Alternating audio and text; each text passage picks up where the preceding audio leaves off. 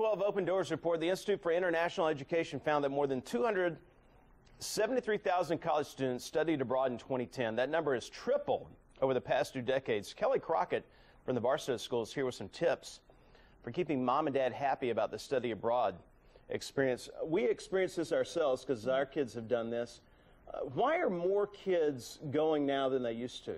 You know, the globalization of education is happening at every level, Mark. It's not just in higher ed, where we saw that gigantic increase over the last 20 years, but we even see more high school students now looking for ways to globalize their experience. Their work world's going to be a globalized experience, so their education needs to be too. Is it more affordable now? It can be. It really depends on the type of program that a family chooses for their child.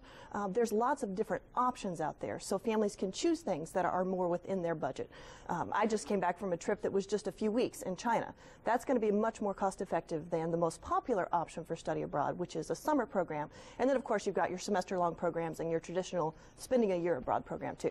All right, let's take a look at some of the tips you have for folks. Pick a program that's right for you. That seems obvious, but you know, you think that's an easy one. But if you think you want a language immersion program and you've always said, I'm going to Barcelona, that's what I'm going to do.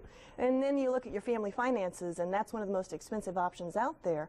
Maybe you could do the same thing in Guatemala for a lot less money, or Costa Rica. So keep your options open, but pick the right kind of program. Do you want to learn language? Do you want something that's cultural? Do you want to do a homestay program where you live with a family that's from the country that you're visiting? Next up, be open to new ideas. And that's really where we're talking about that. You know, once you've assessed yourself and you've looked at the types of things you want to do, then pick that program that's right, but maybe it's in a new area or it's in a new venue. So keep yourself open to the options that exist for you. What about medical insurance? Oh my gosh, is that important? I hate the thought of any of our children going overseas and needing to have medical insurance.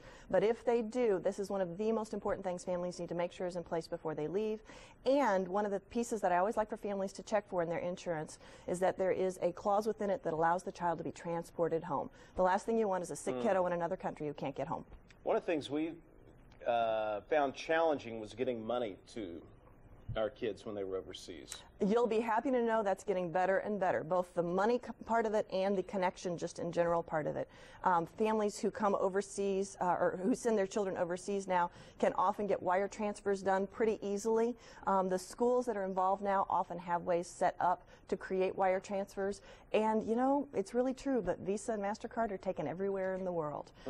And as far as the connection goes with staying in contact, I was amazed when I was overseas just a few weeks ago how convenient and easy and readily available things like Skype, iChat, FaceTime, all of those things are, so that kids and parents can stay in touch no matter where in the world the kid may be. But if you're using your cell phone, you do have to call them ahead of time to make sure that you're not going to get all these overage charges for being overseas. I mean, you can have thousands of dollars in bills if you're not careful. That's a very good point. And what I ask parents to do before they send their children overseas is look at the difference between adding on an international plan to your existing phone or going ahead and getting them a domestic phone within the country, because that can even be cheaper sometimes if they're going to be there for a semester or a year. Very good. Thank you. Well, this is something a lot of football fans would like to do to the